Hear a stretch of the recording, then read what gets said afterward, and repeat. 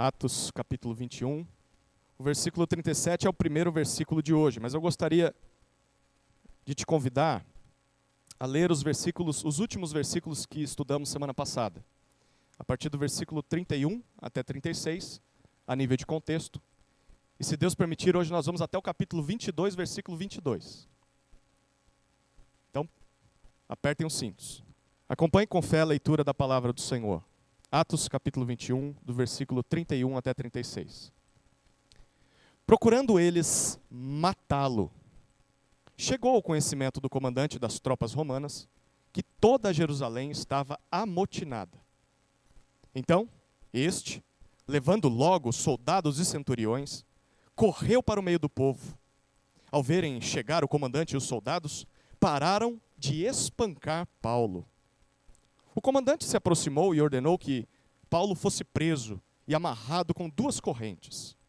Então, perguntou quem era e o que havia feito. Na multidão, uns gritavam uma coisa, outros gritavam outra, não podendo ele, porém, saber a verdade por causa do tumulto. Ordenou que Paulo fosse recolhido à fortaleza. Ao chegar às escadas, foi preciso que os soldados o carregassem, por causa da violência da multidão, pois a massa de povo o seguia gritando: mate-o! Até aqui a leitura da palavra do Senhor. Oremos mais uma vez, queridos.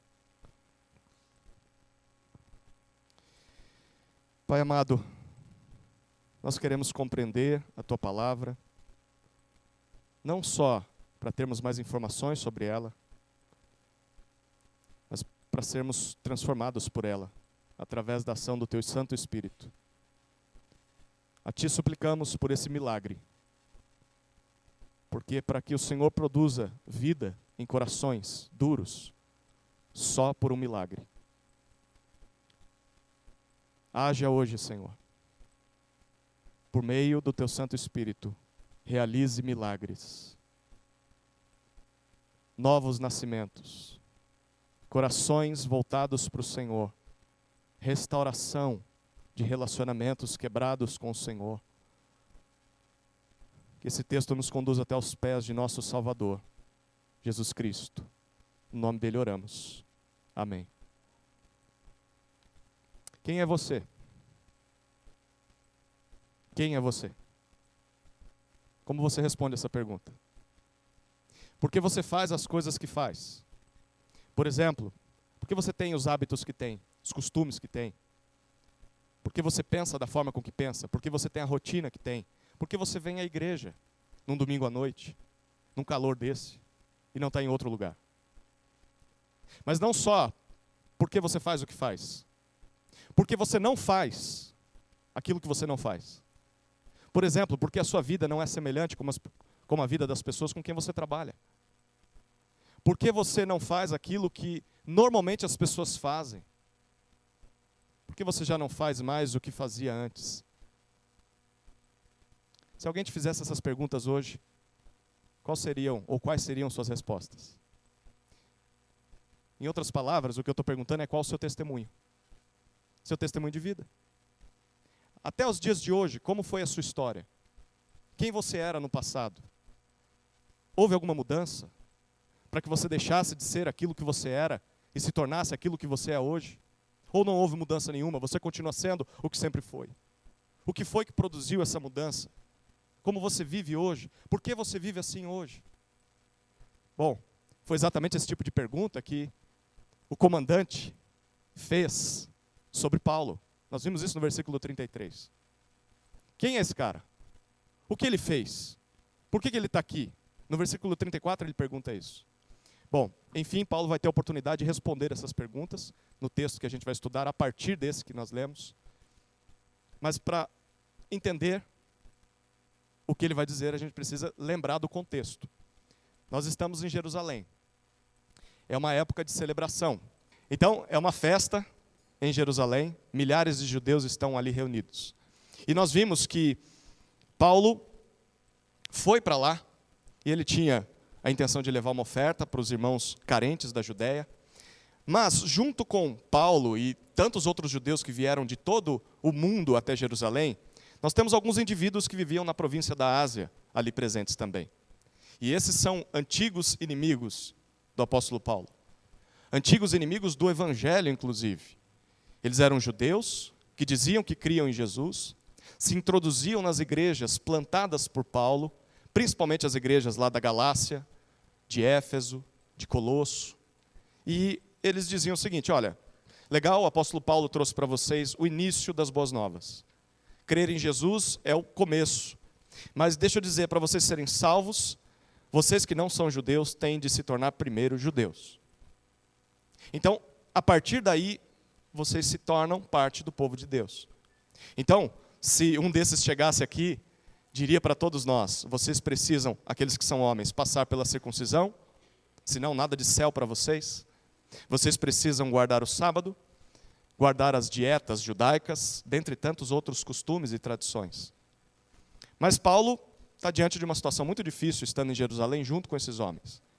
Porque muitos judeus de Jerusalém, homens zelosos pelos costumes, pela tradição judaica, eles se converteram a Jesus. Isso foi uma boa notícia. Mas chegou aos ouvidos deles, provavelmente, boatos, mentiras vindas da boca destes que viviam na Ásia, que Paulo ordenava que todos os judeus que viviam espalhados por todo o Império Romano deixassem de ser judeus. Eles tinham que abandonar Moisés. E mais, esses homens diziam que Paulo era contra o povo de Israel, Paulo era contra a lei de Moisés, Paulo era contra o templo ali em Jerusalém, e ele estava ensinando isso para as pessoas. Nada mais mentiroso, nós já vimos isso. Paulo acreditava nessas coisas ainda, mas ele as interpretava à luz da vinda de Jesus, do que Jesus fez na cruz. E por meio de Jesus, ele reinterpretou essas coisas ganharam um novo significado. Então, é claro que os seus opositores não aceitam isso, não querem nem saber disso. Então eles mentem, dizem que Paulo profanou o templo, colocando um gentil lá, o que ele não fez, a gente já viu isso semana passada, e eles conseguem inflamar a multidão. Todo o povo que está na cidade se volta contra Paulo, eles arrastam Paulo para fora do templo, fecham as portas do templo e começam a espancar Paulo, para matá-lo. Bom, Deus o livra da morte, e o livra por meio de um salvador incomum. Quem é que salva Paulo da morte? O Império Romano. O comandante das tropas romanas, a história diz que era Cláudio Lísias, ele vai até o local, ele interrompe o linchamento, e ele tenta colocar ordem no tumulto. Ele quer saber o que está acontecendo. Mas assim, ninguém diz nada coerente ou que dê para entender. Um diz uma coisa, outro diz outra, foi o que a gente leu no texto. Então ele percebe, não dá para manter Paulo aqui, porque eles vão matar Paulo e talvez a gente comece um tumulto na cidade. Vamos levá-lo até a fortaleza Antônia, que ficava ao lado do templo. A situação era tão grave que eles tiveram que carregar Paulo nos braços, porque a multidão queria arrancar um pedaço de Paulo. Eles sobem as escadarias e quando chegam ali em cima, é o texto que nós vamos estudar hoje, o que acontece em seguida. Bom, o que acontece em seguida, Paulo vai pedir a palavra. Paulo é doido mesmo, né? Ele vai pedir a palavra, ele quer falar com o povo, e ele vai dar um testemunho de como Jesus o encontrou e por que ele faz o que faz, quem ele é, e por que ele está ali preso, por causa da sua esperança em Cristo. E a gente vai ver a reação da multidão, pelo menos o início da reação, que vai ser tema da próxima mensagem. Então, são 6 cenas. A última é a nossa conclusão. 6 cenas que vão nos apresentar o que acontece em seguida. A primeira cena é a permissão para falar. Nós vemos Paulo pedindo e recebendo permissão para falar. Versículos 37 até 40. Acompanhe a leitura do texto.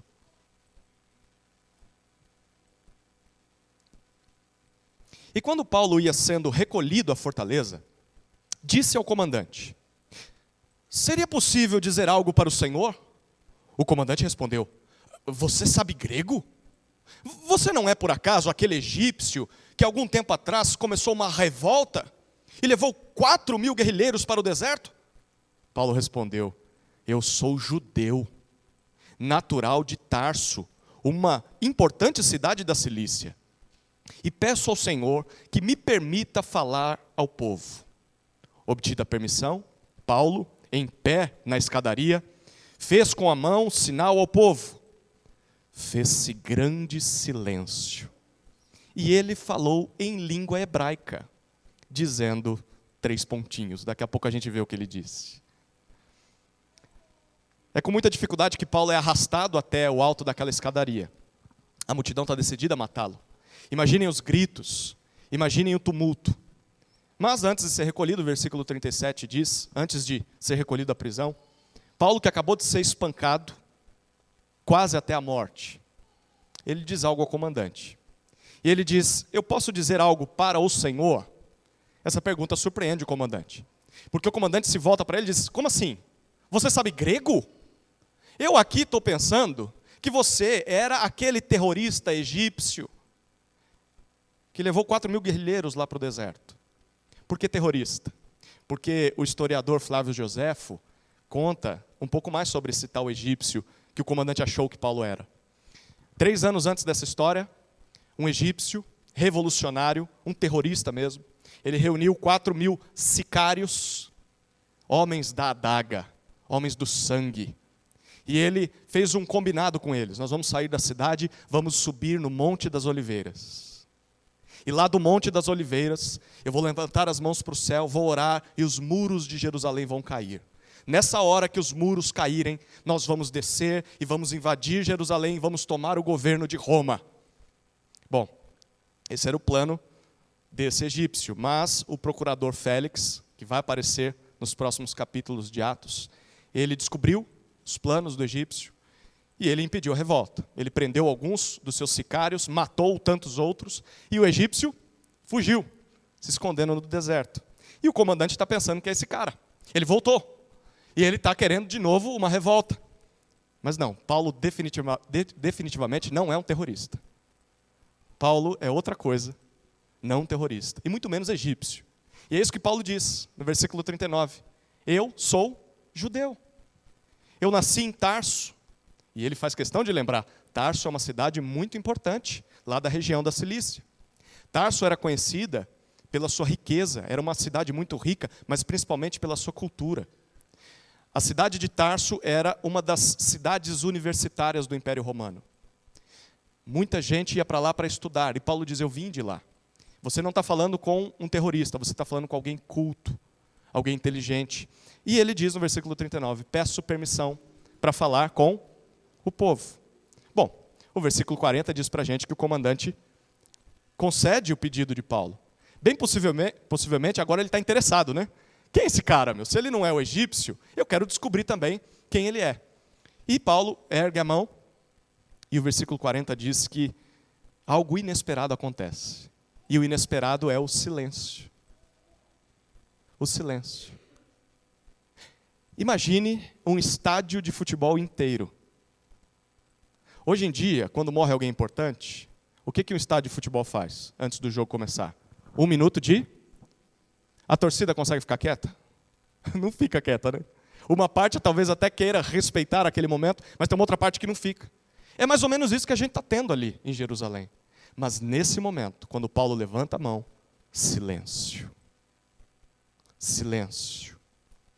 Segundos atrás, esses milhares de judeus estavam gritando a plenos pulmões, mata-o, mata-o. E agora, a única coisa que você ouve é o som do vento batendo nas roupas daqueles homens. Silêncio. Pense comigo aqui, durante quase 20 anos de ministério do apóstolo Paulo, essa é a primeira vez que ele vai conseguir pregar aos judeus em Jerusalém. Ele já pregou a judeus em tantos lugares, mas em Jerusalém, com essa audiência aqui, ele nunca conseguiu pregar. E pela primeira vez, ele tem a audiência em silêncio. Ele nunca teve isso. Parece mágica, não parece? A gente poderia usar uma outra palavra, não é? Milagre. Milagre. Certamente esse evento é uma clara demonstração da mão poderosa de Deus agindo por trás das cortinas. Deus permitindo com que o comandante permita Paulo falar com o povo, e Deus trabalhando para que o povo fique quieto, porque eles precisam ouvir a mensagem de Paulo. É um milagre. Onde é que tudo isso começou? Como um milagre do evangelismo começa? Bom, semana passada eu citei isso, e na semana, nos encontros dos grupos, vocês ouviram disso também. lá em Romanos, capítulo 9, Paulo, algumas semanas antes desse evento, escreveu para os romanos, querendo visitá-los, e ele disse que sentia grande tristeza no coração, incessante dor no coração, pela dureza do coração dos judeus. E ele chega a dizer, olha, eu estou disposto a ser amaldiçoado, separado de Cristo, por amor aos meus compatriotas. Eu preferia ser condenado no lugar deles, para que eles conhecessem a Jesus, se rendessem a Jesus, fossem salvos por Jesus. No capítulo 10 de Romanos, versículo 1, Paulo declara que o desejo do coração e a angústia, a súplica dele a Deus em favor dos judeus é para que eles fossem salvos. O que Paulo está dizendo aqui? Que antes, ou melhor, o que a Bíblia está dizendo para nós é que antes de ter essa oportunidade, que Deus providenciou, movendo o coração do comandante, movendo os ouvidos e as bocas desse povo para que eles ficassem quietos e prestassem atenção, antes disso, Paulo se preocupou com a sua audiência. Antes disso, Paulo orava por eles, para que eles fossem salvos. E queridos, é aqui que o evangelismo começa.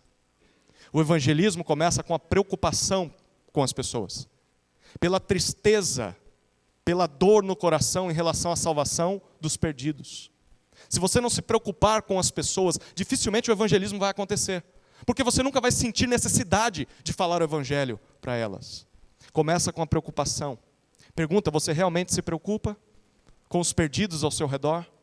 Os perdidos na sua casa, os perdidos na sua escola, os perdidos no seu trabalho, os perdidos nesse bairro? Se você não se preocupa, o evangelismo dificilmente vai acontecer. Mas não é só a preocupação, é a oração também. O evangelismo começa com a oração por essas pessoas. Deus, salve essas pessoas. Deus, se revele a essas pessoas. E se for necessário, use a minha vida para que elas ouçam a respeito do evangelho. É assim que o evangelismo começa, queridos. Porque muitas vezes oportunidades de evangelismo surgem na nossa vida, mas a gente não está preparado para elas, porque a gente não pensou que elas poderiam acontecer.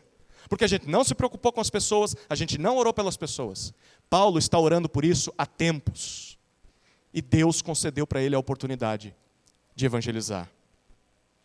Bom, mesmo ferido, o final do versículo 40 nos diz, lembra, Paulo foi severamente espancado, eles queriam matá-lo. Talvez Paulo está sangrando, olho roxo, costela quebrada, e ele se coloca de pé diante do povo. Ele faz o sinal com a mão e ele começa o seu discurso. Mas tem um detalhe importantíssimo no final do versículo 40. Em que língua Paulo se comunica agora? Em língua hebraica. Provavelmente, bem provavelmente, o aramaico, que era a língua que os judeus falavam de modo geral naquela época. Isso é impressionante, queridos. Nós estamos diante de alguém que está ferido, enorme pressão, sob enorme pressão, e ele ainda consegue deslizar do grego, falando com o comandante, e em questão de segundos ele consegue falar o aramaico junto ao povo de Deus, com calma, com raciocínio. Eu fico me imaginando no lugar dele, eu não lembraria nem meu nome, depois de uma surra dessa. E ele consegue fazer isso. Deus realmente trabalhou na vida da pessoa certa, chamou a pessoa certa para o trabalho certo. E então, nós chegamos à segunda cena. E na segunda cena, Paulo começa o seu discurso. E o discurso dele remonta ao seu passado. A segunda cena é sobre o passado de Paulo. Olhe o capítulo 22, os versículos 1 até 5.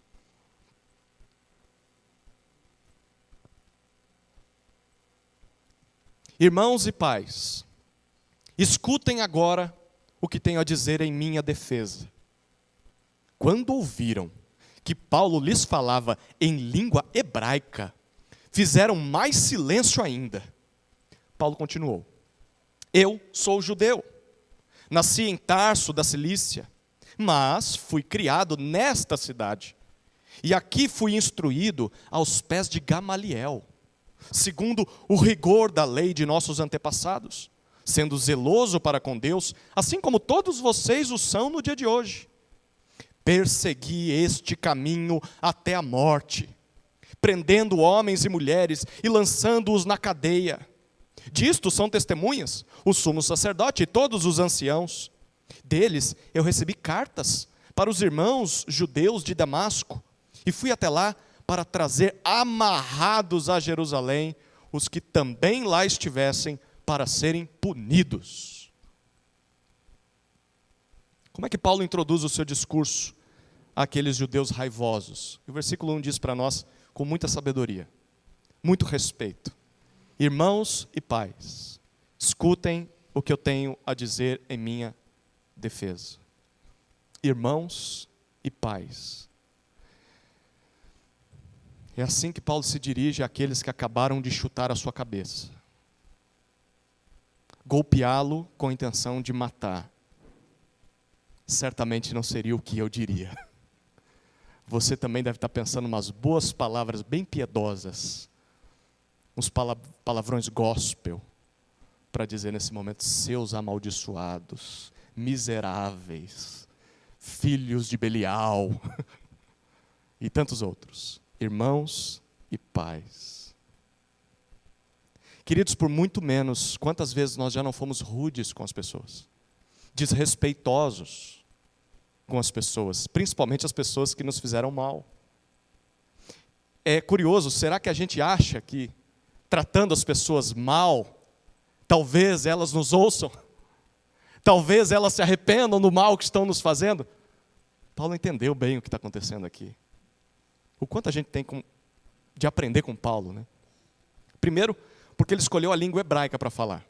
Eles entendiam o grego, eles tinham que saber o grego, porque viviam debaixo do Império Romano.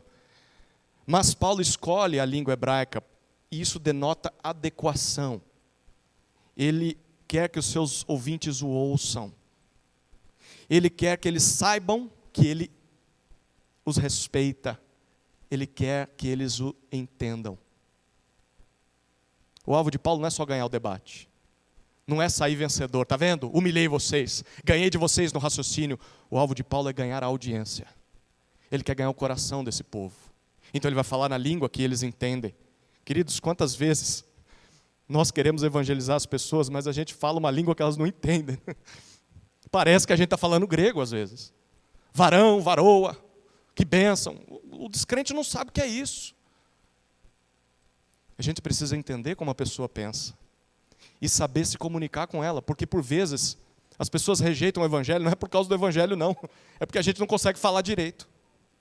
Paulo sabe muito bem como chegar na sua audiência. Mas Paulo também trata eles com respeito, mesmo que eles tenham feito tanto mal a ele. Queridos, se a gente quiser evangelizar as pessoas, até as hostis, nós precisamos respeitá-las, amá-las, porque o evangelismo começa com amor. Se não amarmos as pessoas com quem convivemos, nunca seremos ouvidos por elas. Paulo nitidamente está fazendo isso. Mas tem mais um detalhe, o final do versículo 1, Paulo pede que eles escutem a sua defesa. Reparou nisso? Defesa aqui é a tradução da palavra grega apologia, de onde futuramente surgiu a ideia de apologética. Apologia é você se defender de uma forma formal, dar uma justificativa diante, por exemplo, de um tribunal, das suas crenças, dos seus atos. Apologética acabou se tornando a defesa da fé, daquilo que você acredita. E Paulo ensina muito como fazer isso. Paulo não está quebrando a santa de ninguém aqui. Paulo não está humilhando os seus ouvintes. Ele está respeitando eles e falando na língua que eles entendem. Versículo 2, a gente vê como a multidão reage às palavras iniciais de Paulo. E o texto é fenomenal. Quando o escutam falando em língua hebraica, eles fazem ainda mais silêncio. Se é que era possível. Um silêncio maior do que aquilo que ele já tinha. E a estratégia de Paulo foi precisa. Paulo sabe que se ele falar na língua do povo, ele vai ter a atenção daquele povo. E isso demonstra que, como acusaram ele, ele não é contra os israelitas. Paulo, pelo contrário, valoriza a sua cultura, valoriza o seu povo. E é assim que nós devemos agir, queridos, se quisermos evangelizar as pessoas. Quando a gente faz isso, quando a gente está disposto a valorizá-las, a falar na língua que elas entendem, e consegue fazer o anúncio do evangelho, a gente garante que se elas não crerem no evangelho, uma vez que fomos claros, uma vez que os tratamos com respeito, mas eles não se submetem ao evangelho, não é por falta de clareza. Não é porque eles não entenderam. Eles entenderam sim. Porque nós fizemos o nosso trabalho, mas eles deliberadamente rejeitaram o evangelho. E aí a responsabilidade é deles. Mas nós devemos nos certificar de que estamos fazendo o nosso trabalho. Porque muitas vezes as pessoas nem entenderam o Evangelho. E a gente diz, está vendo? Odeia Jesus. Esse aí vai para o inferno mesmo, porque rejeitou o Evangelho. Ele nem entendeu o que você estava falando. Faz o seu trabalho bem feito. E aí você lava as mãos. Você diz, fiz o que tinha de fazer. Eu já anunciei o Evangelho para essa pessoa. É o que Paulo vai fazer com essa multidão. Bom, Paulo tem a atenção do público. E o versículo 3 nos diz o que ele faz agora. E o que ele faz é apresentar o Evangelho. Mas ele apresenta da melhor maneira com que a gente pode apresentar o Evangelho. Ele não pega um PowerPoint e coloca lá, vou apresentar para vocês os 5 pontos do calvinismo e como vocês podem ser salvos por meio do Evangelho. Não, Paulo aponta para ele mesmo e fala, deixa eu contar a minha história. Eu vou mostrar para vocês como Jesus me alcançou, como Jesus me transformou. A melhor forma de evangelizarmos é que as pessoas olhem para a nossa vida como um testemunho vivo daquela mensagem. O Evangelho não é só um apanhado de doutrinas e de afirmações. Ele tem doutrinas, ele tem afirmações. Mas o Evangelho é uma vida, a vida de Jesus transformando outras vidas, as nossas vidas. E ao evangelizar, nós apontamos para nós mesmos. Olhe para mim, olha o que o Evangelho fez comigo, deixa eu te contar a minha história. É assim que Paulo vai fazer. E Paulo começa como nós deveríamos começar, contando do seu passado. Deixa eu dizer quem eu fui antes de Jesus. Primeiro Paulo fala sobre o seu nascimento e sua criação. Versículo 3. Ele diz, eu sou judeu, eu nasci em Tarso da Cilícia. Mas eu não fui criado lá, fui criado aqui nessa cidade, Jerusalém. É bem possível que seus pais tenham mandado Paulo para Jerusalém na adolescência, 12 para 13 anos, para receber instrução formal ali na cidade. E ele diz, quem me instruiu, quem me educou, foi Gamaliel. Gamaliel, ele já apareceu no livro de Atos, mas ele, nesse momento da história, já teria morrido há uns 5 anos, mais ou menos. Mas Gamaliel, ele era um dos maiores mestres judaicos daquela época. E Paulo diz, eu aprendi aos pés dele, fui instruído por Gamaliel. E o versículo 3 continua dizendo, e Gamaliel me instruiu segundo o rigor da lei de nossos antepassados. Em outros textos escritos por Paulo, nós descobrimos que ele era fariseu. Seus pais eram fariseus. E ele aprendeu, o grupo dos fariseus era o mais rígido nas tradições. E Paulo diz, eu fui instruído assim, tanto é que eu me tornei zeloso para com Deus, assim como cada um de vocês. Ele diz no versículo 3. Perceba, Paulo sabe exatamente onde eles estão. Ele diz, eu sei exatamente o que vocês estão sentindo nesse momento, porque eu era exatamente quem vocês são hoje. Eu sei do zelo de vocês. E olha, se a minha vida não tivesse sido transformada como foi, eu estaria provavelmente nessa multidão, querendo matar alguém que está sendo acusado das coisas que eu estou sendo acusado. Eu sou, ou melhor, eu fui exatamente o que vocês são agora. E só nesse versículo, Paulo já deixa claro, eu não sou contra o povo judeu, porque eu sou um judeu. Eu não sou contra Jerusalém, porque eu fui criado aqui, tenho maior carinho por essa cidade. E eu não sou contra a lei, porque eu vejo os nossos antepassados como meus antepassados. A lei que vocês valorizam é a lei que eu valorizo. Bom, Paulo continua no versículo 4. E ele fala sobre o seu zelo agora. O seu zelo contra o caminho. Perceba, ele acreditava piamente que os seguidores de Jesus estavam errados. Ele diz, por isso eu persegui o caminho. Repare que os crentes, a igreja, o evangelho, é chamado de caminho. Os seguidores de Jesus são o povo que está no caminho. No caminho para onde? No caminho para Deus. No caminho em direção a Deus. É uma jornada. A pergunta é, você está no caminho? Você tem trilhado esse caminho? O povo de Deus sempre foi o povo que estava no caminho. E Paulo diz, eu persegui este caminho. E eu persegui até a morte, com todas as minhas forças. O versículo 4 ele diz, a ponto de capturar e prender tanto homens quanto mulheres. Ele não respeitava nem se fosse mulher. Todo mundo que professava esse caminho, eu prendia. E eu não fiz isso por conta própria, não. Não era uma missão individual. O versículo 5 ele diz, tanto o sumo sacerdote quanto os anciãos, o pessoal do Sinédrio, que eram os principais líderes de Jerusalém, eles vão entrar na história semana que vem. Ele diz, todos eles podem confirmar a minha história. Porque eu recebi cartas deles. Não era qualquer um que conseguia falar com o sumo sacerdote, quanto mais receber uma autorização. E Paulo diz, eu recebi das mãos do sumo sacerdote para poder ir lá para Damasco e arrastar as pessoas do caminho até Jerusalém, para que aqui elas fossem punidas, castigadas, açoitadas. Esse era Paulo, antes de se encontrar com Jesus. Esse é o homem. Alguém que, apesar de possuir muitas virtudes, era alguém perdido. Alguém que fazia mal às pessoas que viviam de maneira diferente a dele, que acreditavam de maneira diferente a dele. E quer saber, queridos? Assim são as pessoas desse mundo sem Jesus. E talvez assim seja você hoje que está me ouvindo aqui. Talvez você seja alguém extremamente religioso. Talvez você seja alguém altamente zeloso, sincero. Talvez você seja alguém profundamente instruído, culto. Mas se você não se render a Jesus, você vai continuar perdido. E as pessoas desse mundo, mesmo sendo religiosas, zelosas, inteligentes, ainda assim continuam perdidas sem Jesus. E elas irão para o inferno, mesmo sendo tudo isso. Você, que talvez se encaixa nisso, precisa de Cristo. E as pessoas lá fora precisam de Cristo. Esse Cristo que você conhece, que transformou a tua história e que está nos teus lábios, só precisa abrir a boca. As pessoas precisam ouvir o Evangelho. É por isso que Paulo está disposto a compartilhar o Evangelho com aqueles judeus, mesmo que eles estejam ali teimosos e querendo matá-lo. Porque Paulo sabe que ele era igualzinho àqueles homens. E Paulo sabe, se o Evangelho transformou a minha vida, por que o Evangelho não pode transformar a vida desses homens?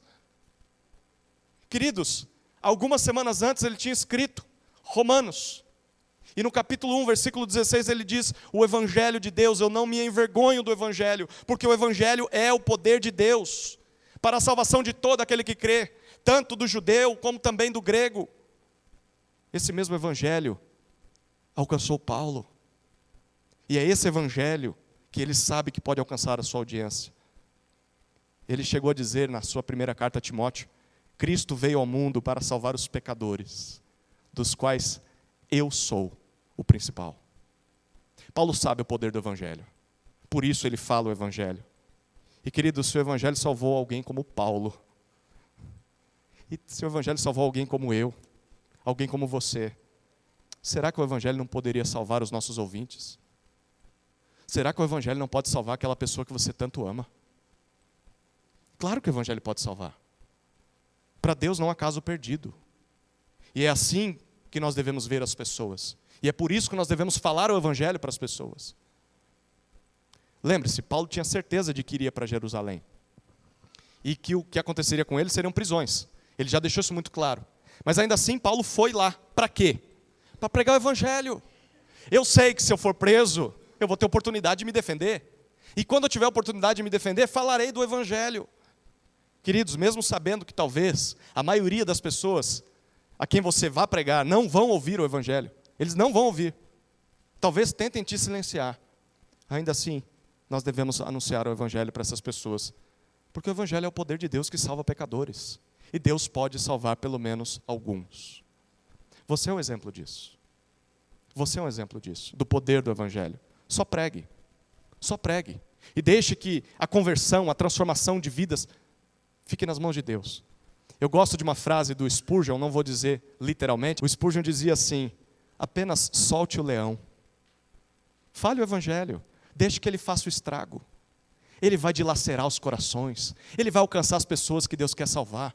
Você só abre a jaula. Só fale o Evangelho. Ele é o poder de Deus, confie nisso. Terceira cena. O encontro de Paulo com Jesus. Enfim, chegou esse encontro. E ele diz isso para nós, os versículos 6 até 11. Acompanhe a leitura do texto, 6 a 11. Ora, aconteceu que, enquanto eu viajava, já perto de Damasco, quase ao meio-dia, repentinamente, uma grande luz do céu brilhou ao redor de mim.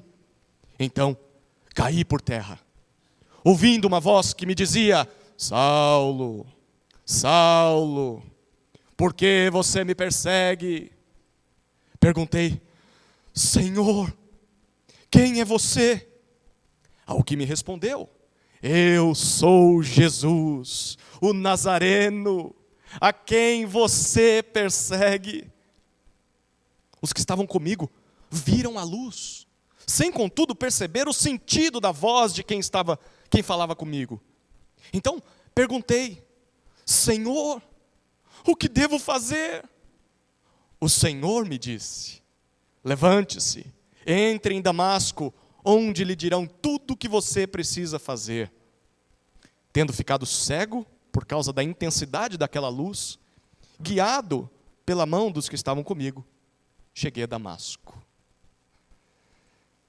Nós já lemos essa história antes, não lemos? Quem estava aqui na época, levanta a mão, quando a gente estudou Atos capítulo 9. Faz tempo, né? Já entramos no segundo, vamos para o terceiro ano. Quer dizer, eu acho que a gente termina Atos esse ano, tá? Ore por isso. A gente já viu essa história antes no capítulo 9, mas dessa vez é diferente. Porque no capítulo 9, era Lucas, o narrador do livro, nos contando essa história. Agora não é Lucas, é claro, Lucas está registrando, mas é Paulo falando. É Paulo contando a experiência na perspectiva dele, como foi para ele aquele dia. E ele vai colocar detalhes que a gente não sabia. Olha o versículo 6. Paulo diz: eu estava chegando em Damasco, a hora mais forte do sol, meio-dia, e do nada uma forte luz raiou ao meu redor, e eu caí por terra. E o versículo 7 ele diz: no chão, eu ouvi uma voz que me dizia: Saulo, Saulo. Era o nome hebraico de Paulo. Saulo, por que você me persegue? Espera aí, Paulo não está perseguindo uma pessoa. Quem que Paulo está perseguindo? Ele disse no versículo 4. Todas as pessoas que estavam no caminho. Eu persegui o caminho. E isso consistia em prender homens e mulheres que faziam parte desse movimento. Mas Paulo ouve dessa voz que ele perseguia não um povo, mas uma só pessoa. É exatamente essa dúvida que parou na cabeça de Paulo. Por isso ele pergunta no versículo 8: Senhor, quem é você?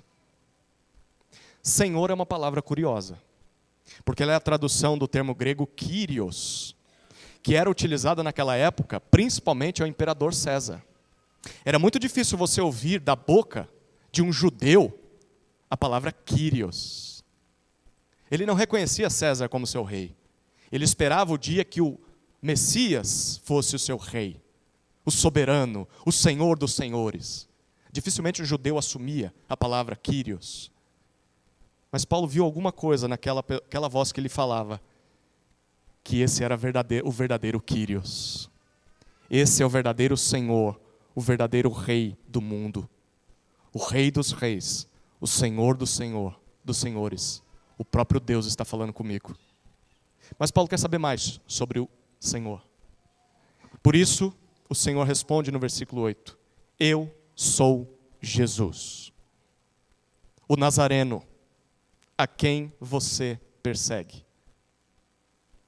Essa declaração, ela é fantástica por 4 razões.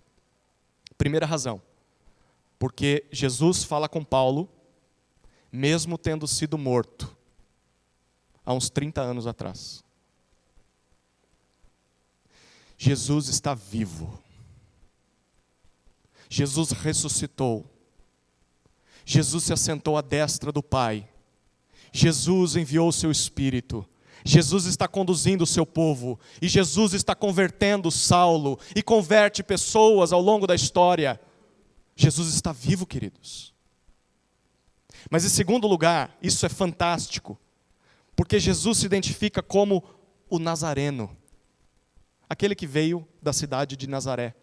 O Jesus que voltou aos céus não é só divino, mas ele é humano. Ele nasceu nesse mundo. Ele veio de uma cidade desprezada naquela época. Mas Jesus está dizendo: eu sou o Nazareno, mesmo estando à destra do Pai. Jesus não perdeu as suas características terrenas. De fato, ele viveu entre nós como homem. E Jesus é um ser histórico. Jesus viveu nesse mundo. E ele diz: eu ascendi aos céus, mas continuo sendo Nazareno. Terceiro motivo do porquê isso aqui é fantástico. Porque Jesus se identifica com o seu povo, com os discípulos, com a igreja. Ele diz: perseguir o meu povo é perseguir a mim mesmo. Queridos, pensem um pouquinho mais sobre isso. Se alguma vez alguém já te odiou por causa do Evangelho, se alguma vez alguém já te perseguiu, te feriu, essas pessoas fizeram isso ao próprio Jesus. Qualquer ataque à igreja, qualquer perseguição à igreja, é um ataque pessoal ao dono da igreja. É um ataque a Jesus. E o que você acha que vai acontecer com quem faz isso nessa terra? No último dia vão ter que se ver com o Kyrios, com o Senhor da história. Queridos, pensar nisso, como isso era poderoso para os seus leitores, é maravilhoso.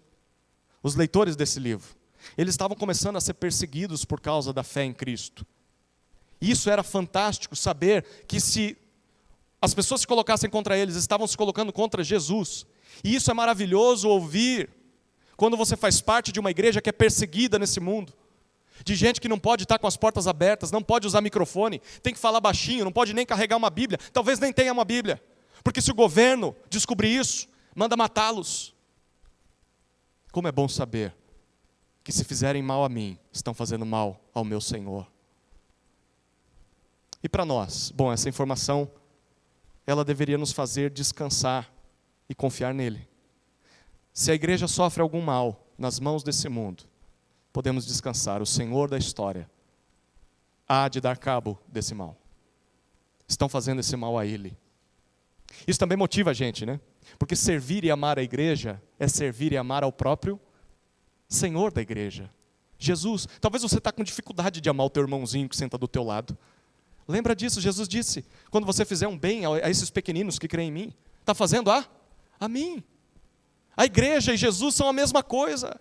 É o corpo de Cristo na terra. Mas isso também significa que essa declaração deve produzir temor em nós. Porque pense bem, se pecar ou fazer mal aos discípulos de Jesus é pecar e fazer mal ao próprio Senhor Jesus, você quer mesmo continuar nesse caminho? Você quer mesmo continuar produzindo mal à igreja de Jesus? Tem certeza? Não é com homens que você vai lidar, é com o Senhor da história. Tome muito cuidado, queridos. Tomemos muito cuidado ao ferir a igreja, ao machucar a igreja, ao escandalizar a igreja, porque estamos fazendo isso ao próprio Jesus. Bom, tem um quarto motivo do porquê essa declaração é tão importante, porque é Jesus quem toma a iniciativa para se apresentar a Paulo. Se dependesse de Saulo, bom, ele continuaria perdido, mesmo na religiosidade, na cultura, no zelo que ele tinha. E Paulo continuaria perseguindo o caminho. Foi necessária uma ação soberana de Deus. Jesus Cristo teve que aparecer na história para mudar a história de Saulo. Queridos, não é assim com todos nós? Quem aqui foi atrás de Jesus primeiro? Quem ousa dizer que buscava Deus? Quem já nasceu desde o ventre da sua mãe com uma profunda reverência a Cristo? Deixe Paulo responder, Romanos capítulo 3. Ninguém. Não há um justo sequer. Ninguém que busque a Deus. Todos se desviaram, todos se extraviaram. A uma se tornaram inúteis. Não há um justo sequer. Ninguém buscou a Cristo. É Cristo quem decide se manifestar a nós. É Ele quem decide nos tirar da nossa imundície. É Ele quem age, queridos, de forma soberana, para nos tirar do tremedal de pecado e nos purificar da nossa impureza. É Ele quem se revela a pecadores perdidos para salvá-los. Porque se dependesse de nós, se dependesse de nós, todos nós estaríamos perdidos. Nenhum de nós estaria nesse lugar aqui hoje. E disso a Escritura confirma para nós. Nenhum de nós estaria buscando a Cristo. Não fosse Jesus tomar a iniciativa, continuaríamos a passos largos para o inferno. Como Paulo continuaria. Louvado seja Jesus Cristo, queridos. Por sua soberania, por sua iniciativa em vir até nós, na sujeira que nós estávamos, e nos tirar de lá.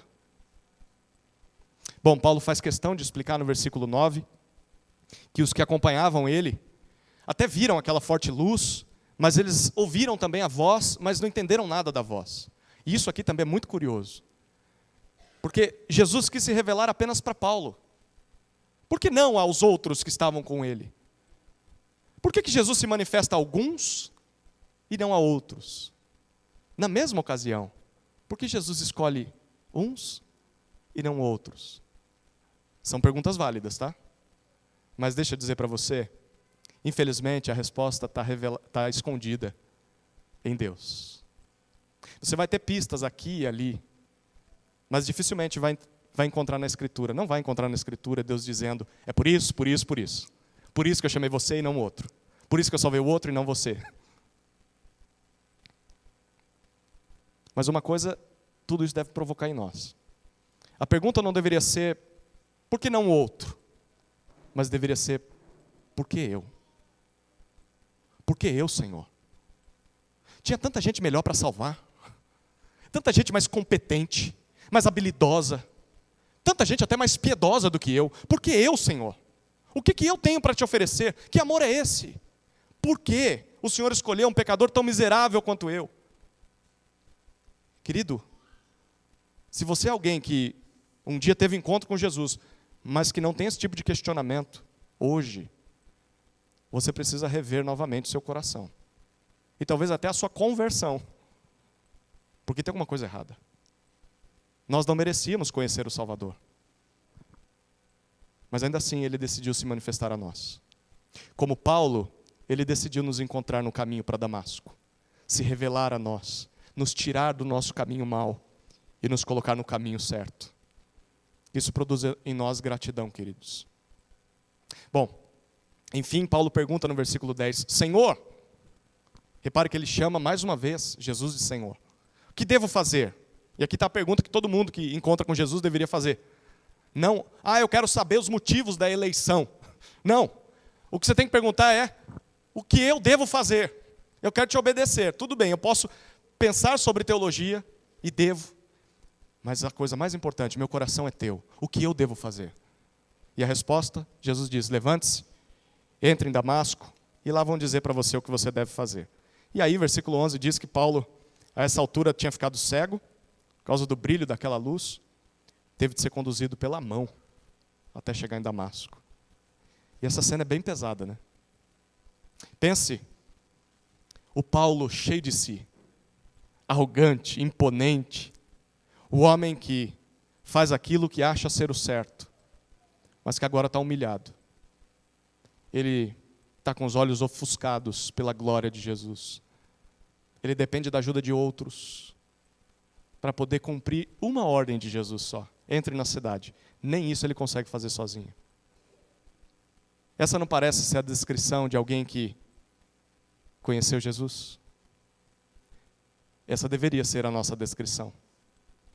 Pessoas antes arrogantes, antes orgulhosas, antes autônomas, agora humilhadas, dependentes, que obedecem a Jesus. Você já teve esse encontro? Jesus já transformou sua vida, como fez com Paulo? Jesus já brilhou nesse seu coração de trevas? Você já contemplou Jesus em toda a sua glória, pelos olhos da fé? Você já contemplou o Senhor do mundo sentado à direita do Pai?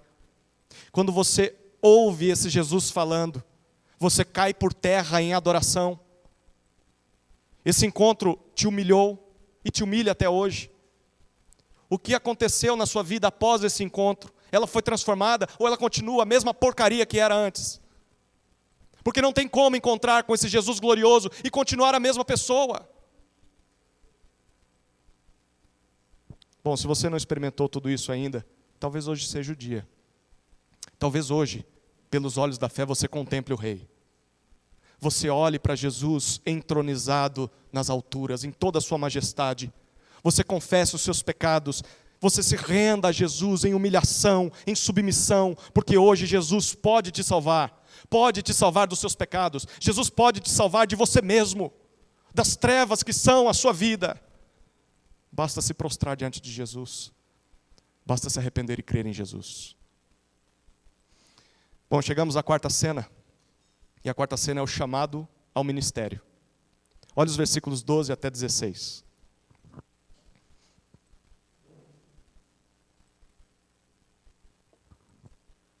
Um homem chamado Ananias, piedoso conforme a lei, tendo bom testemunho de todos os judeus que ali moravam, veio procurar-me. E chegando perto de mim, disse: irmão Saulo, recupere a visão.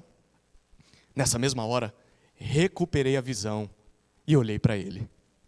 Então ele disse: o Deus de nossos pais escolheu você de antemão para conhecer a vontade dele, ver o justo e ouvir a voz dele. Porque você terá de ser testemunha dele diante de todos, anunciando as coisas que você tem visto e ouvido. E agora, o que está esperando? Levante-se, receba o batismo e lave os seus pecados, invocando o nome dele. Bom, Paulo continua a sua defesa diante daquela audiência, e ele nos apresenta um novo personagem, Ananias. Ananias, ele faz questão de informar que era um piedoso judeu, de acordo com a lei, e que tinha bom testemunho de todos os judeus de Damasco. Por que isso é importante? Lembre-se, Paulo foi acusado de ser contra os judeus, contra a lei, contra o templo. E Paulo está dizendo assim: se eu sou tão louco, a ponto de crer que Jesus é o Salvador, o Messias, o que vocês têm a dizer de Ananias? Ananias tem bom testemunho lá na terra dele. Eu não sou o único judeu que se desviou do caminho. Ananias também. Queridos, isso nos lembra que, por mais que a maioria das pessoas ao nosso redor não se renda a Jesus, teime em não crer em Jesus, isso não significa que nós ficamos loucos. Não significa que nós estamos delirando, que nós somos os únicos no mundo a fazer isso. Há outros também. Nós não estamos sozinhos. Por vezes parece que estamos, né? Talvez no seu trabalho só tem você de crente lá. Na sua família só tem você. E você começa a olhar no espelho e falar: não é possível. Tem uma coisa errada comigo, não é com as pessoas. Esse texto mostra para nós: não, nós não estamos sozinhos. Há milhares de outros que também creram em Jesus, tanto no passado como ao longo da história e hoje em dia. Tem muitas pessoas que creram. E sabe onde a gente pode encontrar essas pessoas? Para que a nossa fé seja encorajada? Você sabe a resposta, não sabe? É só olhar para o lado. Olha aí um monte de gente que crê em Jesus também. Um monte de doido igual você. Talvez a sua família diga que você é louco. Mas você pode dizer: aqui tem um bando de loucos. E não estou falando do Corinthians. Um bando de doido que também acredita em Jesus. Não sou só eu. Tem muita gente. E é muita gente não na nossa geração, no passado. Olhe para os livros, para as biografias de missionários, de gente que entregou sua vida por Cristo. Você está junto com uma nuvem de testemunhas. Na igreja local a gente é lembrado disso. Por isso que a gente precisa estar perto de uma igreja. Por isso que a gente precisa congregar com essa igreja. Porque quanto mais distante a gente estiver, mais solitário a gente vai parecer. A nossa fé vai esfriando, porque parece que somos os únicos.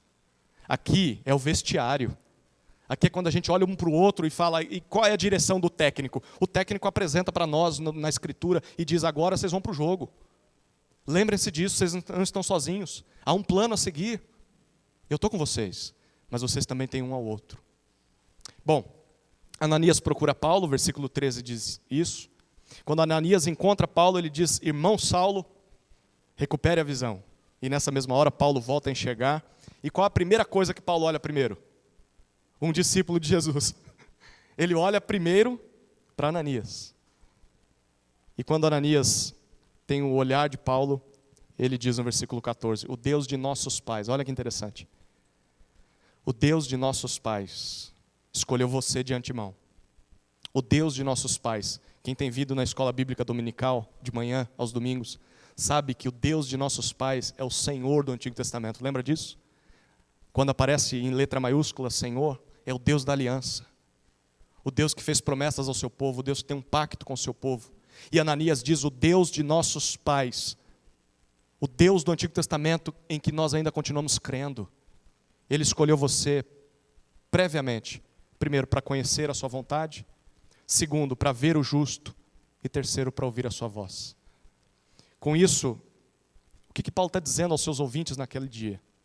Bom, primeiro ele está ouvindo que tudo o que aconteceu com ele, esse encontro que ele teve com Jesus, e tudo que aconteceu a partir desse encontro fazia parte da vontade de Deus, o Senhor do Antigo Testamento. Não, Paulo não tinha se tornado um apóstata. Paulo não tinha abandonado a lei, pelo contrário, Paulo continuava fiel ao Deus de seus antepassados. Queridos, crer em Jesus e seguir a Jesus não é abandonar a fé e as promessas do Antigo Testamento. Crer em Jesus não é como se nós tivéssemos criado uma nova religião, como se Paulo tivesse criado o cristianismo. De maneira nenhuma. Crer em Jesus é o cumprimento da vontade de Deus. Tudo aquilo que ele prometeu no Antigo Testamento se cumpre em Cristo. E crer em Jesus é cumprir a vontade de Deus. Errados são aqueles que não fazem isso. Errados são os judeus daquela época, de hoje, que não creem no Messias. Errados são as pessoas que dizem, vocês criaram o cristianismo. Coisa nenhuma. Só leia a Bíblia, entenda a Bíblia, e você vai compreender que não. Estamos só seguindo a lógica do que Deus fez na história. Segunda coisa que Paulo está dizendo para os seus ouvintes é que a vontade de Deus é que Jesus seja visto e reconhecido como justo. Percebeu isso no versículo 14? Deus o escolheu para ver o justo. Justo. Justo. Essa palavrinha aparece algumas vezes no Antigo Testamento. Eu vou citar duas aqui para você. A primeira é Jeremias, capítulo 23, versículos 5 e 6. O Senhor, o Deus dos antepassados, diz que um dia levantaria um rei justo, da linhagem de Davi. Esse rei reinaria com sabedoria e justiça sobre a terra. Esse rei salvaria o povo de Deus, que o chamaria de o Senhor é a nossa justiça. Quando você vai para Isaías, a segunda citação, Isaías 53, 11, falando sobre o servo sofredor, aquele que tomaria sobre si os pecados do povo, o Senhor Deus diz, depois que ele cumpriu o seu trabalho, a sua obra de sofrimento e morte, o meu servo justo justificará a muitos e levará sobre si as maldades deles. Por meio do sacrifício do justo, do seu sacrifício justo tomaria os pecados de muitos e os tornaria justos diante de Deus. E essa era a vontade do Senhor sobre Jesus. Ele não só é aquele que toma sobre si o nosso castigo e por meio dele somos justificados diante de Deus, mas em segundo lugar ele é o rei descendente de Davi, aquele que reina em justiça. Bom, mas tem algo muito especial para Paulo aqui. O final do versículo diz que ele foi escolhido pessoalmente para ver o justo e ouvir o justo, ouvir Jesus, pessoalmente como um apóstolo. E é sobre isso que Ananias está falando no versículo 15. Ele diz, olha, porque você terá de ser testemunha, e a palavra testemunha aqui é mártir. Você terá de testemunhar dele diante de todos os homens, não só judeus, todos os homens, anunciando as coisas que você tem visto e ouvido. O que isso significa? Paulo está confirmando de que ele foi chamado para ser um apóstolo, junto com os outros apóstolos. Porque o apóstolo é aquele que foi testemunha da ressurreição de Cristo. Esses que a gente vê hoje em dia, não, tá? A menos que ele tenha mais de 2.000 anos de idade. Tá bom? Se ele tiver, é apóstolo, você pode ouvi-lo. Caso contrário, não é apóstolo nos termos bíblicos. Paulo era um apóstolo, e ele fala que encontrou Jesus face a face. Sobre esse encontro, você lê mais em 1 Coríntios 9 e 2 Coríntios 12. Bom, versículo 16 diz que diante de tudo isso, Ananias orienta Paulo, se levante e receba o batismo. Obviamente, batismo em nome de Jesus, né? E depois, lave os seus pecados invocando o nome do Senhor. Bom, talvez agora você está se perguntando, peraí, o batismo acontece primeiro, né? E depois, ou melhor, é o batismo que lava os nossos pecados? Bom, não é isso que o restante da Bíblia diz. E uma regra para interpretar a Bíblia é, um texto não pode contradizer outros textos bíblicos. Você tem que olhar para o todo da Bíblia para interpretar um texto. Bom, Romanos 6, por exemplo, ele diz que não é isso que acontece. É o próprio Paulo dizendo sobre o batismo. O que lava ou purifica os nossos pecados, o próprio texto diz, é invocar o nome do Senhor Jesus. É isso o que nos lava os pecados. Identificá-lo, reconhecê-lo como Messias, como rei enviado por Deus para morrer pelos nossos pecados. Mas se é isso, como é que eu entendo esse texto? Porque ele está numa sequência ao contrário, né? Seria melhor Ananias ter dito, seja purificado dos seus pecados, invocando o nome do Senhor, e então seja batizado. Bom, como que a gente resolve isso? A gente olha para o texto como uma narrativa descritiva. É isso, Lucas está contando para a gente o que aconteceu. Não é um texto normativo que diz que isso tem que se repetir em todas as ocasiões. E lembra, Paulo está dizendo isso depois de toda a pressão que ele recebeu. Ele está organizando os pensamentos enquanto vai testemunhando para aquele povo. Ananias não estava escrevendo uma teologia sistemática quando disse isso para Paulo. Ananias está só dizendo para Paulo, o que você deve fazer a partir de agora? Você deve ser batizado. E o que purifica os teus pecados é invocar o nome do Senhor Jesus. De acordo com o restante de toda a Bíblia, nós somos lavados e purificados ao invocar o nome de Jesus. E a evidência de que isso aconteceu é o batismo. Por isso que se você crê em Jesus, você tem que ser batizado. É isso que a Bíblia fala. Jesus diz, você vai se identificar comigo ao ser batizado. Bom, chegamos à quinta cena, e lembra que a sexta é a conclusão, né? Então a quinta, Paulo fala sobre o seu envio aos gentios. Olha os versículos 17 até 21.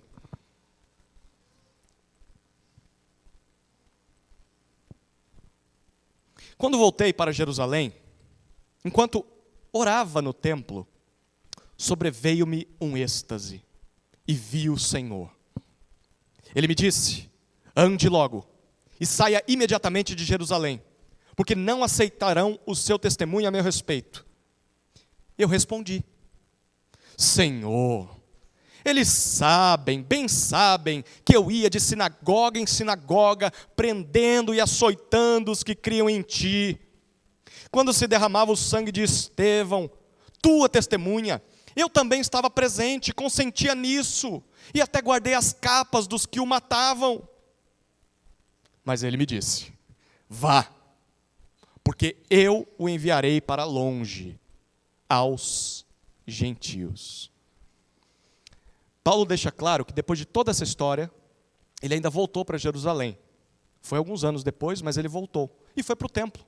Foi orar no templo. Paulo não se tornou um inimigo da tradição dos judeus. Ele continuou sendo judeu. Foi lá no templo fazer suas orações. E nesse dia ele entrou em êxtase. E nesse êxtase ele viu Jesus. Ananias prometeu que ele veria Jesus, não prometeu? Bom, no versículo 18 ele vê Jesus. O que Jesus diz? Sai daí. Imediatamente. Saia de Jerusalém, porque não aceitarão o seu testemunho a meu respeito. Bom, peraí. Você me chama para ser testemunha do Senhor, eu venho ser testemunha do Senhor. Aí o Senhor fala, sai daí porque você não vai ser minha testemunha aí. Dá para entender Jesus? Tem que obedecer. Paulo não entendeu. E aí Paulo tenta argumentar com Jesus, no versículo 19. E ele diz, Senhor, senta aí, deixa eu contar para o Senhor um negocinho, talvez o Senhor não saiba. Esse povo aqui é tudo testemunha de que lá atrás eu perseguia os cristãos, de sinagoga em sinagoga. Eu prendia, eu açoitava os crentes. Inclusive, versículo 20, quando mataram Estevão, que era a sua testemunha, e Estevão pregou aqui, em Jerusalém, lembra disso? Quando mataram Estevão, antes mesmo da minha conversão, eu estava lá. E eu estava consentindo, concordando, dando a minha aprovação. E eu até guardei as capas dos assassinos naquele dia. Paulo tinha sangue nas mãos, queridos. Paulo participou da prisão e da tortura de muitos crentes, até da morte de Estevão. Mas alguém o transformou. E esse alguém é Jesus Cristo. E Paulo está dizendo, Jesus, certamente, se as pessoas virem a minha conversão, se as pessoas virem quem eu me tornei, elas vão acreditar no Senhor. O que Jesus responde para ele? Suma daqui. Não, Paulo. Não é isso o que normalmente acontece. A gente às vezes não fica esperando que é isso que aconteça ao nosso redor. Tipo assim, as pessoas nos viram antes de Cristo. Elas nos conheciam, a nossa família, os nossos amigos de infância. Eles viram quanto pecado a gente cometia naquela época. E aí, Jesus nos transformou. E aí nós pensamos, se eles virem a minha transformação, em quem eu me tornei por causa de Cristo, é óbvio, eles também vão crer em Jesus. Essa é a nossa expectativa, não é? Mas a resposta é, nem sempre isso acontece. Sim, nós devemos testemunhar, esse é o nosso trabalho. Mostrar para as pessoas que Jesus nos transformou. É a primeira forma de evangelizar, de abrir portas para o evangelismo. Mas, queridos, nós não podemos nos esquecer que só o nosso testemunho não basta. E o exemplo de Paulo nos mostra isso. Se Jesus não se manifestar às pessoas, como se manifestou a Paulo. Paulo ouviu o sermão de Estevão. Paulo ouvia o que os crentes diziam antes de serem presos e torturados. Mas ainda assim ele não se converteu a Jesus. Foi necessário Jesus aparecer para ele. Se Jesus não se manifestar às pessoas, elas continuarão perdidas. Mesmo que elas ouçam do Evangelho todos os dias, mesmo que elas sejam cercadas por crentes, na sua família, na igreja, no trabalho, ainda assim continuarão perdidas. Bom, depois de ouvir os argumentos de Paulo, eu fico imaginando Jesus se assentando, tá bom, vai lá, conta a sua história. Terminou? Terminei. Posso ir para ficar em Jerusalém? Não, vai. Sai daqui, como eu te falei no início. Vá, porque eu vou te mandar para longe, para os gentios. Os judeus vão te rejeitar, Paulo. E por essa causa eu vou te enviar aos gentios, para que os gentios te ouçam. Para que os gentios creiam, para que os gentios sejam salvos. Sabe como Paulo desenvolveu isso em Romanos? Algumas semanas antes dessa história. Capítulo 11, versículos 25 e 26, ele diz: veio um endurecimento da parte de Deus, em parte, a Israel. Porque muitos judeus creram, mas nem todos. E Paulo continua: até que tenha entrado a plenitude dos gentios, todos os não-judeus que Deus queria salvar. E assim Paulo diz no versículo 26 de Romanos 11, todo Israel será salvo. Judeus e gentios. Queridos, é por causa desse endurecimento de Israel que o próprio Deus concedeu ao seu povo, para que eles rejeitassem o seu Messias, que o Evangelho chegou até nós, os gentios. Esse texto deveria ser muito importante para nós. Porque foi por causa disso que o Evangelho pôde chegar até nós. Isso é um mistério tremendo. Que mistério! Como a gente reage a um negócio desse? Deus endurece o seu próprio povo, para que o Evangelho chegue a um povo que não era povo. Para que esse povo que não era povo se torne povo. E no fim Deus salve todo o povo, toda a tribo, toda a raça, toda a língua, toda a nação, reunido em torno de Cristo. Esse é o mistério do Evangelho. Como a gente reage a esse mistério? Bom, a gente valoriza o Evangelho. E a gente crê no Evangelho. A gente agradece a Deus pelo seu amor aos gentios. E a gente olha para os judeus e se compadece deles. A gente ora pela conversão deles. A gente não odeia o judeu. A gente ama o judeu, porque deles são as promessas. Deles são os patriarcas. A gente espera que eles também se rendam ao seu Messias, como nós já nos rendemos. A gente manda missionário para os judeus, para que eles conheçam o Messias, que é o Messias deles. Bom, chegamos à conclusão. A reação dos ouvintes. E aqui você está esperando, bom, não dá para esperar muita coisa, né? Mas seria tão bom que eles dissessem: por favor, eu quero Jesus. Eu me arrependo dos meus pecados. Como eles reagem? Olha o versículo 22. A reação dos ouvintes. Até este ponto, a multidão ficou ouvindo. Mas quando Paulo disse isso, vá para os gentios. Quando Paulo disse isso, começaram a gritar bem alto: fora com ele, mate-o, porque ele não merece viver. Eles entenderam o que Paulo disse. O problema desse povo não foi ignorância. Eles entenderam. Enquanto Deus dava o milagre do silêncio, eles entenderam cada palavra de Paulo. Mas o problema deles é que eles rejeitaram o Evangelho. Eles não aceitaram o fato de que para Deus, judeu e gentil é a mesma coisa. Para que os dois povos se acheguem a Deus, vão ter que passar pela cruz. Vão ter que se dobrar diante de Jesus. Não, judeus não precisam deixar de ser judeus. E gentios não precisam se tornar judeus para serem salvos. Apenas precisam crer em Jesus como seu Messias. E viver a partir disso, das implicações disso. Foi isso que os ouvintes de Paulo entenderam perfeitamente, mas ainda assim preferiram não crer, não aceitar. E eu preciso dizer uma coisa para você, querido. Isso nos lembra que por mais que nós sejamos claros, por mais que sejamos precisos no anúncio do Evangelho, talvez tão vigorosamente quanto Paulo, ainda assim as pessoas podem rejeitar o Evangelho. Ainda assim as pessoas podem decidir virar as costas para o Evangelho. Não se trata de incompetência nossa. Não se trata de fracasso na forma com que pregamos o Evangelho. É uma questão de dureza de coração. E nós não podemos nos esquecer disso. Não é porque você fez um belo discurso, não é porque você usou a ferramenta certa, falou na língua das pessoas, que elas vão se render a Jesus. É o coração duro delas. Então nós devemos pregar o Evangelho, sim, da melhor maneira possível. Mas nunca nos esquecermos que os resultados não cabem a nós. Os resultados são milagres. E somente Jesus pode operar esses milagres. Eu e você, se cremos em Jesus, somos milagres. Quem é você? Por que você faz o que faz? E por que não faz mais o que fazia antes? Se a gente começasse a ouvir aqui todo mundo, o culto ia até semana que vem. Mas eu tenho certeza que na história de todos aqueles que já conheceram o Evangelho, todas as histórias iriam convergir em um só nome: Jesus Cristo. Eu era perdido antes de Jesus. E quando Ele me encontrou, Ele transformou tudo. E quem eu sou hoje são consequências desse encontro.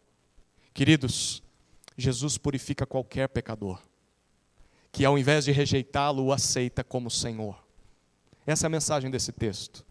A Ele toda a glória, queridos, mas também todo o evangelismo, todo o testemunho, para que outros também sejam salvos e transformados. Amém? Vamos orar? Querido Deus, obrigado pela Tua palavra. Obrigado pelo testemunho do apóstolo Paulo, que tanto nos encoraja, porque nos identificamos com ele em muito.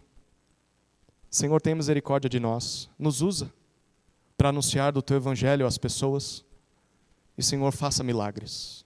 Converta corações. Esse é o nosso desejo. Para a Tua glória, em nome de Jesus. Amém.